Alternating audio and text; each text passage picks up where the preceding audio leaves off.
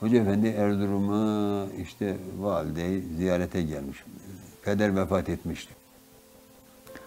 Bana dedi, Sıkbat Efendi, bana Sıkbat Efendi der, hala öyledir yani. Bu cümle öyle der.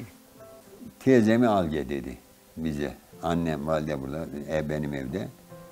Efendime söyleyeyim, bir de halamı al gel dedi. Aile büyüğü olarak. Bir de bütün kardeşler filan gün filan saatte bu senin evde hepsi olsun. Ben onlarla konuşacağım var. Yani çok mühim bir hadise bu. Ona sebep anlatıyorum. Ben teyzem ayrı bir köyde, halam ayrı bir köyde. Gittim arabamla onları topladım. Hoca Efendi Erzurum'da sizi görmek istiyor. Aldım geldim. Aileyi de bütün çocukları, biraderleri, hemşireleri. O sıra dışarıda kimse yok, hepsi burada. Erzurum'dalar. Matbaamız var Erzurum'da. Kardeşler matbaada çalışıyor. Kız kardeşim, ablam burada beyleriyle. Hoca Efendi bile sohbet etti.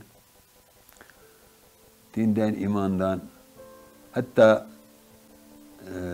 dünya geçiminden, işte böyle çalışacaksınız, böyle bir arada bir yeriniz olsun, hep aile, bir tarla alın, bir arada 5-6 tane ev yapın, ayrı ayrı, hep bir arada oturun. Hastalığınızdan, sağlığınızdan birbirinizin haberin olur. Bu tip şeylerden, aile meselelerden. Sonra dedi, ben size en mühim bir şey diyeceğim. Bize dedi, ben sizin neyizim? Kardeşimizsen, büyük abimizsen.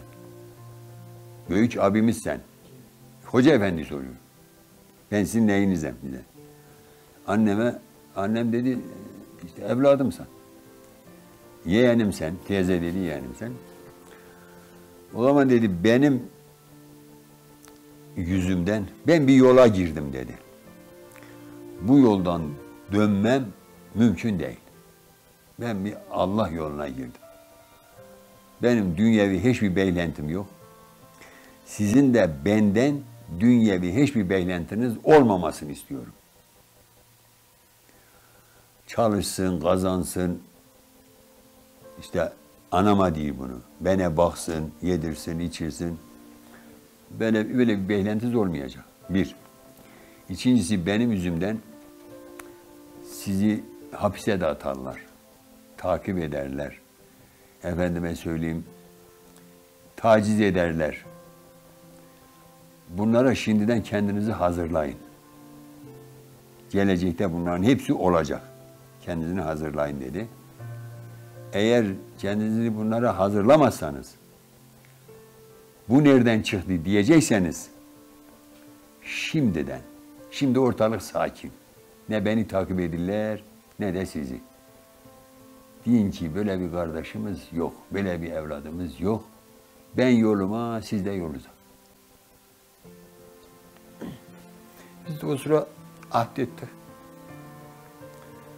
Dedik siz bizim canımız, kanımız, yüreğimizsiniz. Ne emredersen başımızın üstüne dedik. Ne gelirse senin yüzünden hazırız dedik ona.